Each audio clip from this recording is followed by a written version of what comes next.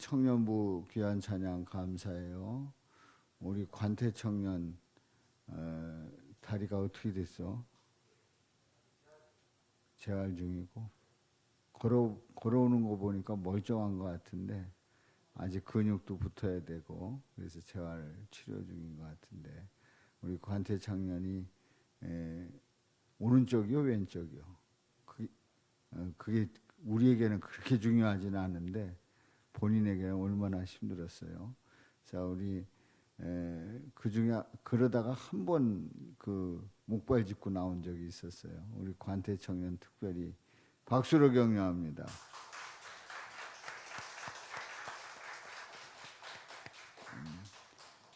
다치지 말고 건강하게 잘 지낼 수 있기를 바라고 또 오늘 청년들 우리 다시 한번 박수로 격려합니다.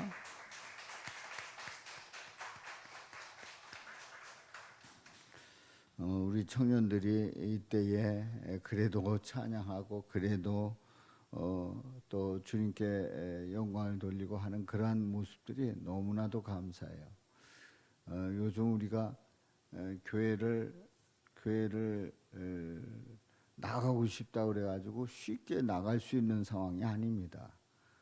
뭐 여러분들이 뭐 더 잘 아시겠지만은 예배 드릴 때 예배 인원에 대한 제한을 두고 등등 정부에서 그렇게 하기 때문에 사실 우리 성도님들도 교회를 상당히 이렇게 조심해서 나오는 거예요. 말하자면 다른 사람을 만났는데 그 사람이 기침을 하고 또 뭐 그 코로나 환자와 이렇게 접촉했다 그러면 스스로 판단해 가지고 안 나오시고 하는 그런 분들이 있는 거예요. 왜냐하면 내가 나와서 또 다른 분이 그 전염이 되면 안 되니까 그 스스로 조심하면서 우리 성도님인데도 불구하고 교회를 나오지 못하고 영상으로 예배드리면서 기도하는 그러한 성도님들이 계시단 말이죠. 그럼에도 불구하고 이제 그런 상황 속에서도 여러분들이 예배 드리러 나오시고 주님을 찬양하고 또 우리 청년들 함께 하는데 제가 이렇게 생각을 해보니까 참 예배하기 어려운 때 또 교회 나오기 어려운 때 그래도 주님 앞에 나와서 예배하면서 또 스스로 자신이 기침을 하거나 또 기관지에 이상이 있거나 아니면 그 어떤 접촉자 그러니까 확진자를 뭐 간접적으로 접촉을 했더라도 우리는 교회를 나름대로 조심하고 안 나오시고 이렇게 절제하시는 그런 분들이 계시단 말이죠. 어제 우리 집에 약간의 긴장이 있었어요. 우리 둘째가 CTS의 그 동료가 같은 그 사무실에서 근무하는 동료가 그 회사를 나오질 않았더라는 거죠. 알고 봤더니 어머니가 확진자라서 회사를 나오지 않고 이제 집에 있었던 거예요. 그래서 그 우리 둘째가 회사를 갔다가 이제 집에 돌아온 거죠. 그래서 저는 돌아오는 걸 보고 바로 교회를 왔고 동작구청에서 검사를 해서 이제 음성이냐 양성이냐를 기다려야 되기 때문에 저도 잘 생각해 보니까 이거 만일에 그렇지는 않겠지만 양성이 나오면 우리 가족이 어려움이 있어지는 거예요. 그래서 제가 어제 집에 나오면서 아무래도 이제 교회 왔다가 교회에서 잠을 잤어요. 왜냐하면 만일에 양성이면 어떻게 해요? 만일에 양성이면 우리 가족들이 다 격리가 돼야 되는 그런 어려움을 겪게 되잖아요. 또 교회는 어떡하고. 그래서 저는 교회를 왔단 말이죠. 그래서 여러분들이 그 교회를 누구든지 다 올 수 있지만 이렇게 조심하고 또 기침 나오고 또 기관지 쪽으로 좀 더 이상이 있다 그러면 자제하시고 이렇게 해서 우리가 조심할 필요가 있습니다. 우리 김봉래 장로님이 계십니다마는 장로님도 이제 그 약국에서 뭐 이런 기저질환 그 환자가 이렇게 다녀가고 했을 때는 장로님이 엄청 조심을 하시더라고요. 엄청 조심을 하시더라고요.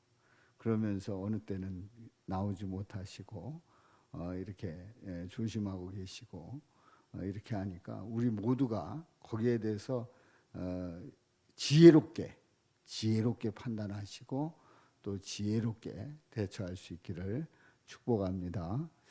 근데 어떻게 보면 코로나 확진자가 나와도 그냥 대처 잘하면 돼요. 소독하고 그리고 그 확진자는 격리하고 또 음성자는 그냥 정상적인 생활을 하면서 계속 체크를 하고 하면 되는 거예요.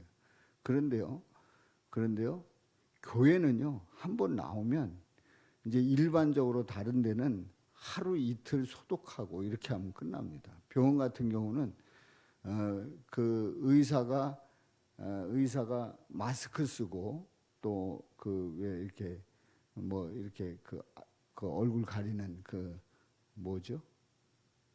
그거를 쓰고 있는 그런 것만 확인되면요, 코로나 환자가 왔다 갔더라도 정상적으로 영업을 할 수 있게 하는 거예요. 그런데 교회에 코로나 환자가 왔다 갔다 그러면은 벌금 물죠. 보름 동안 그 교회를 완전히 폐쇄시키죠. 근데 얘기를 들어봤더니 폐쇄된 교회들의 얘기를 들어봤더니 폐쇄시켜놓고 언제까지다라고 이걸 정하지 않고 무기한 그냥 나중에 생각해서 봐가지고 판단해서 교회를 그 문 열게 한다는 거예요. 이렇게 가혹하게 합니다. 그러니까 우리가 지혜롭게 아주 조심해서 잘 판단을 하고 그리고 우리 교회에 새벽 기도회니 또 심야니 주일 예배니 그 타교인들이 꼭 몇 명씩 계셨어요. 그리고 새벽 기도회 두 분은 아주 뭐 늘 나오시던 분이고 이렇게 했는데 그 두 분은 아예 나오시라는데 조금 괜찮을 때 나와서 열심히 기도하시더니 또 다시 시작할 때 아예 안 나오셔요. 그러니까 우리가 서로가 조심하고 있는 겁니다. 그러니까 여러분들 지혜롭게 판단하시고 오늘 이제 말씀이 지혜에 관한 그런 말씀이기 때문에 이 시대 속에서 우리가 지혜롭게 대처를 하고 또 그 반응할 수 있기를 바랍니다. 근데 우리 둘째가 음성인지 양성인지 제가 얘기 안 했죠? 네. 그 직원도 알고 봤더니 음성, 그 어머니가 확진자였는데 직원도 음성이고 거기 있던 그 사무실에 있던 모든 직원도 음성이고 우리 집 가족들도 모두 음성인 줄 확인하고 접종을 1차 접종은 다 했고 그래서 제가 섰으니까 그 이 얘기 안 했으면 큰일 날 뻔했어요. 그러니까 그런 자 아시고 우리가 이때에 지혜롭게 잘 대처할 수 있기를 바랍니다. 자, 이제 이런 경우가 있잖아요.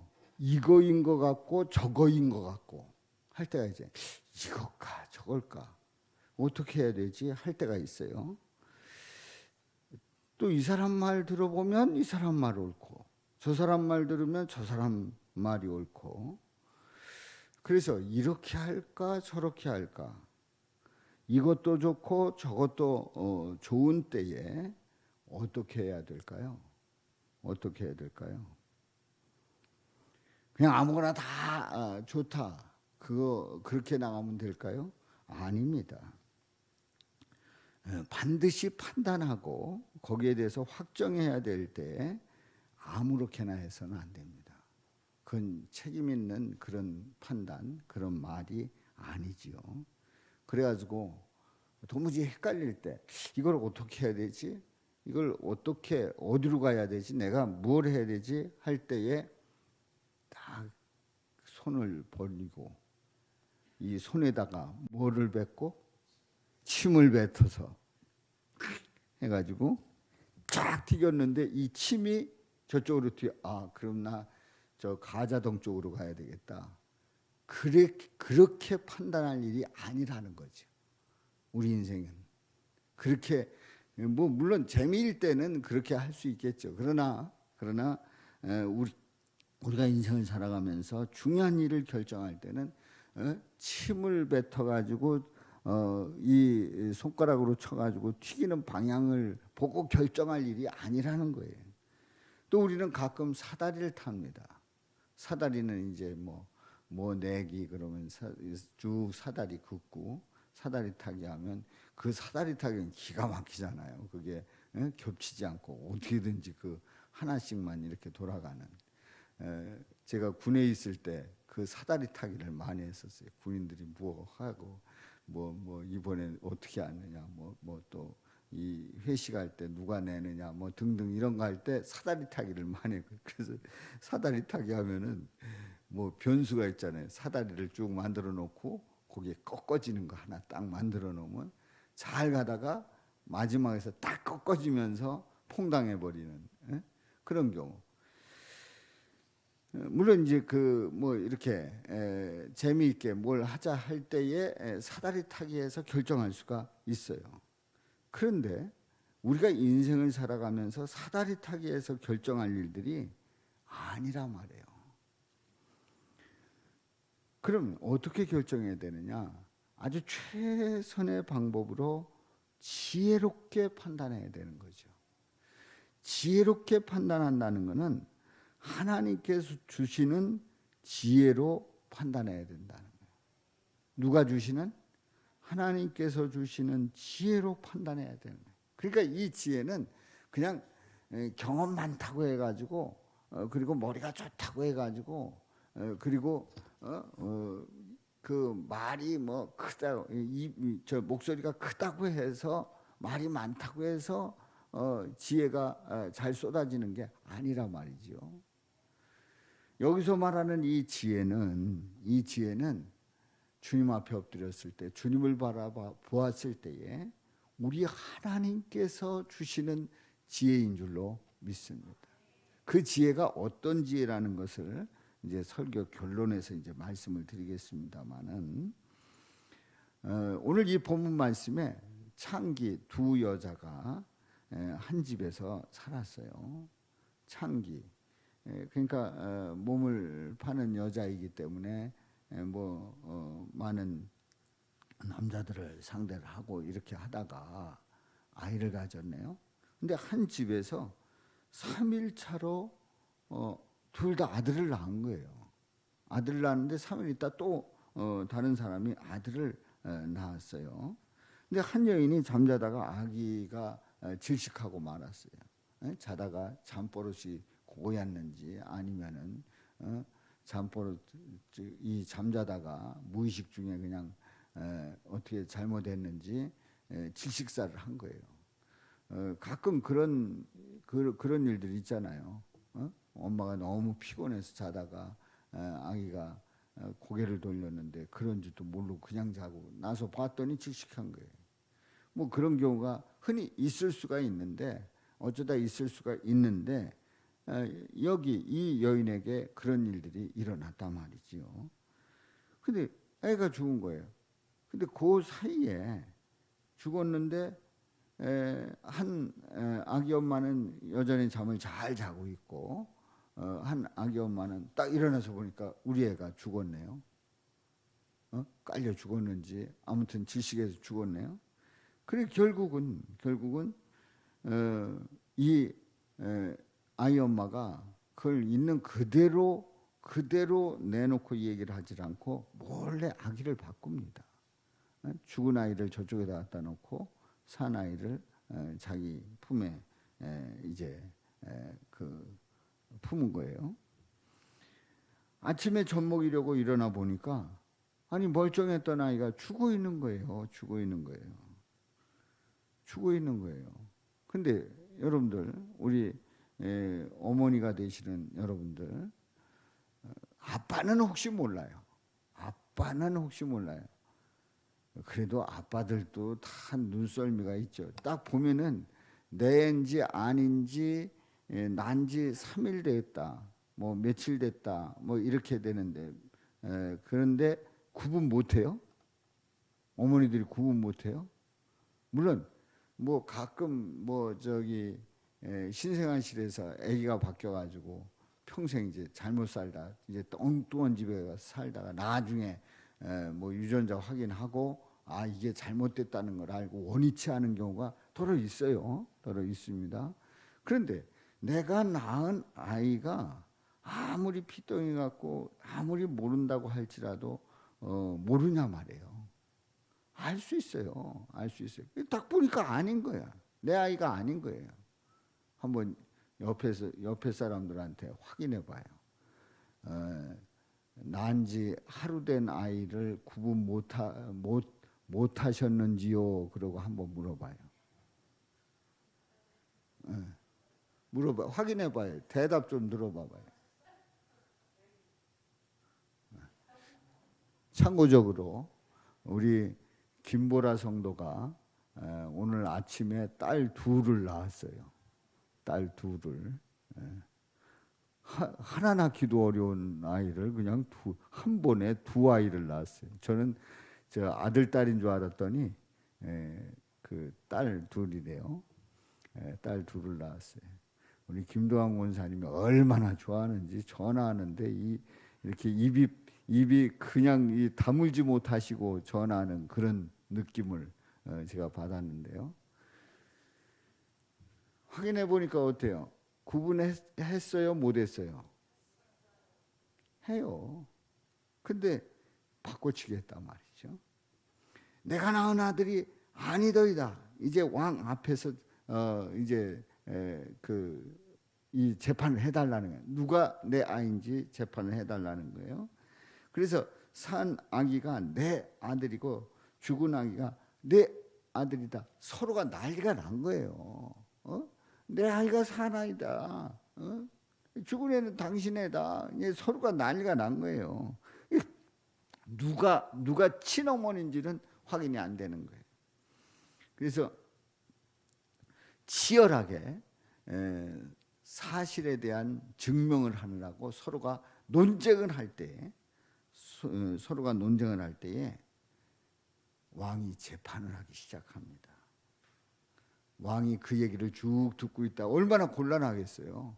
그래서 딱 보면 다른 사람은 다 눈, 코, 입 다 있고 여잔지 남잔지 이게 확실하다고 하면은 뭐 한쪽에 뭐 장애를 입었다든가 뭐 이렇게 되면은 금방 할 수 있는데 이 똑같이 아들들인데 왕이 그걸 보고 그 얼굴을 보고 누구 닮았다 이러고 그때 당시에는 뭐 혈액 검사를 할 수 있겠어요? 유전자 검사를 할 수 있겠어요? 그러니까 이 솔로몬도 그 두 여인이 와가지고 재판해 달라고 할 때 얼마나 곤란했겠어요? 얼마나 곤란했겠어요? 그런데 이 솔로몬이 갑자기 칼을 가져오라는 거예요. 칼을 가져오라는 거예요. 칼을 가져오라고 하면서 산 아이를 둘로 나누어서 반은 이 여자에게 주고 반은 저 여자에게 주라. 와, 이거 쌀벌한 재판이. 아니 세상에 그 피덩이 같은 그 아이, 아무것도 모르는 그 아이를 반을 나누어 가지고 이 여자 저 여자에게 반씩 나눠 가지게 하라는 거예요. 이게 있을 수나 있는 일이에요. 근데 솔로몬이 이렇게 이야기할 때에 놀랍게도 산 아들의 어머니 되는 그 여인이 그 아들을 위해서 마음이 불붙는 것 같았다고 그랬어요. 너무 안타, 큰일 나는 거예요. 이럴 수가 없는 거예요. 그래서 산 아이를 그에게 주시고 아무쪼록 죽이지 마옵소서. 죽이면 안 됩니다. 제가 키우지 못하더라도 저 여인에게 가더라도 죽이지는 말아달라는 거예요. 정말 그 마음이 갑자기 불붙는 것 같아서 이거 도저히 어떻게 그냥 이 순간을 넘어갈 수가 없는 거예요. 이대로 갔다간 큰일 나는 거예요. 아이 주라는 거예요. 그런데 다른 여인은 그렇게 하라는 거죠. 그렇게 하라는 거예요. 생각해 보세요. 반을 나누라고 하는 어머니가 어머니예요? 금방 판결이 난 거예요. 도저히 이 이야기를 이 솔로몬이 칼로 반을 나누겠다고 하는 그 말을 받아들일 수 없었던 그 어머니, 그래서 저 여인에게 오히려 주라고 했던 이 어머니, 이 어머니의 이 고백은, 이 절규는 친어머니의 심정이에요. 진짜 어머니의 간절한 마음이란 말이죠.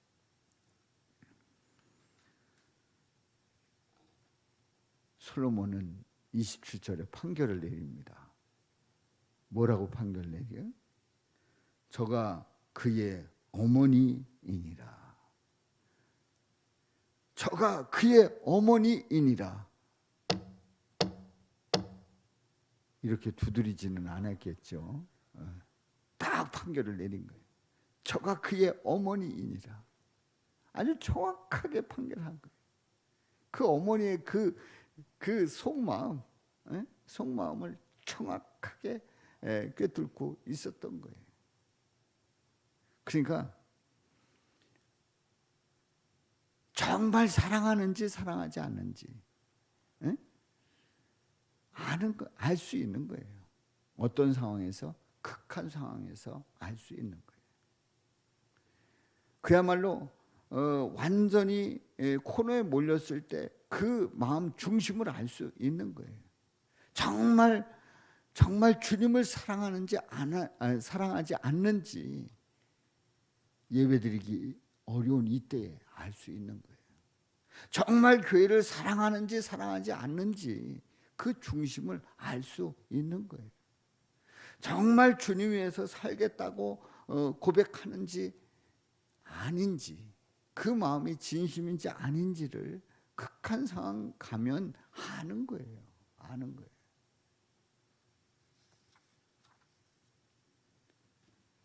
자, 이렇게 판결한 이 솔로몬의 이 판결, 이 지혜로운 판결, 이 지혜로운 이 판결 때문에 지금까지 동서고금을 막론하고 남녀노소를 막론하고 솔로몬은 지혜의 왕이고 그 지혜를 뛰어넘을 자가 누구냐? 그야말로 지혜로운 왕이라고 평가를 받는 거예요. 그런데 이렇게 지혜롭게 판단할 수 있는 그 이유가 뭐였을까요? 솔로몬이 IQ가 높다, 그리고 순발력이 뛰어나다 등등, 공부를 많이 했다 등등을 이야기할 수 있어요. 물론 그거 아니다라고 말할 수는 없습니다. 책을 한 권이라도 더 읽고 또 생각 많이 하고 그런 사람들이 벌써 말하고 또 글을 쓰는 거 보면 차원이 조금 다르잖아요. 근데 28절에 보면은 28절 우리 다 같이 읽습니다. 시작.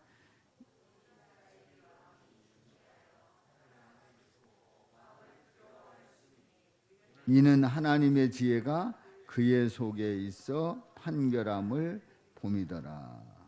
아멘. 온 이스라엘이 왕이 심리에서 판결했다고 하는 그 이야기를 그냥 순식간에 소문이 쫙 퍼졌는데 그 왕을 두려워하는, 야 정말 놀랍다. 어떻게 그 상황 속에서 우리는 이 사실을 알기 때문에 이런 상황이 오게 되면 칼 갖고 와라, 총 가져와라, 이런 얘기를 할 수 있을 거예요. 그런데 그 당시에 이런 어떤 사례가 없는 가운데서 이런 판단을 했다고 하는 건 정말 모든 사람들이 다 두려워하는 마음을 가졌단 말이죠. 이는 그렇게 될 수 있는 이유는 뭐가? 하나님의 지혜가 누구 속에 있어? 그의 속에 있어 판결함을 봄이더라. 뭐가요? 하나님의 지혜가 솔로몬 속에 있어 판결함을 봅니다. 그렇습니다. 알고 봤더니 이 솔로몬의 지혜는 뭘 말하는 거예요? 하나님의 방법을 말하고 있어요. 하나님을 구하고 예수님을 구하면 하나님께서 일을 이루신다는 것을 말씀하고 있어요. 이것이 바로 뭐라고요? 지혜인 줄로 믿습니다. 아멘. 그렇습니다. 솔로몬이 이렇게 뛰어난 판단을 할 수 있었던 그 결정적인 이유가 하나님의 지혜가 그의 속에 있었어요. 하나님께서 지혜를 주시는 거예요. 그리고 그 판결을 통해서 아주 깨끗한 판결을 하고 그리고 백성을 다스릴 수 있는 그런 능력을 부여한 줄로 믿습니다. 사랑하는 성도 여러분, 우리가 믿음 생활하면서 내 방법이 아니라 하나님의 방법을 구할 때, 다시 얘기해서 하나님의 방법을 구한다는 건 뭐예요? 우리가 믿음 생활할 때에 항상 우리가 한 주간 동안 은혜를 나누었습니다마는 오늘 이 말씀이 그 새벽에 이틀 동안 함께 기도의 우선순위가 뭔지 그리고 하나님의 응답이 뭔지를 보고 오늘 이 말씀 하나님의 방법이 뭐냐? 지혜다 하는 거를 이제 나누고 있어요. 그래서 새벽 기도에 참여하셨던 분들은 이 말씀에 대해서 좀 더 이해를 잘 하실 수 있을 겁니다. 자, 우리가 하나님을 구할 때, 우리 예수님을 구할 때에 우리 하나님께서 방법을 가르쳐 주신다는 거죠. 분별력이 살아나고 정확한 판단을 할 수가 있게 되고 상황에 따라서 최선의 선택을 하게 한다는 거죠. 그리고 하나님의 인도하심 따라 지혜롭게 결단하며 판단하며 나갈 수 있도록 그렇게 우리 주님이 우리를 붙잡아 주시고 인도해 주실 줄로 믿습니다. 하나님의 인도하심 따라 지혜를 구하며 또 판단하고 선택할 수 있기를 주님의 이름으로 축원합니다. 누구의 방법이에요? 하나님의 방법. 하나님의 방법이 뭐라고요? 곧 지혜라고요. 아멘이죠? 그러니까 우리가 지혜 그러면 IQ가 높고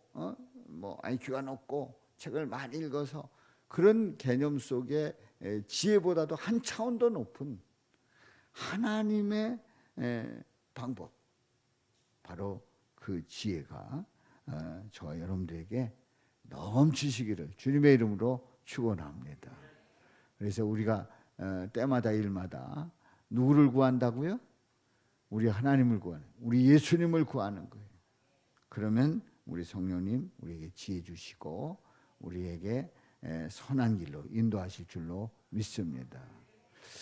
우리가 급한 때, 그리고 정신없을 때, 그리고 갑작스러운 일이 일어났을 때 눈앞이 환히 보여요? 캄캄해져요? 갑자기 캄캄해져요. 판단력이 흐려진다는 거예요. 눈 떴는데도 잘 안 보여. 그 이유가 뭡니까? 판단력이 흐려지는 거예요. 제대로 보지를 못한다는 거죠. 그런데 그때에 우리 주님을 의지하고 주님을 바라보게 되면 우리 주님께서 주님의 방법대로 나에게 지혜를 주시고 이렇게 하면 되겠구나 하는 기도 가운데 말씀 가운데 지혜 주신단 말이에요. 아멘. 그 믿음대로 나아지기를 주님의 이름으로 축원합니다.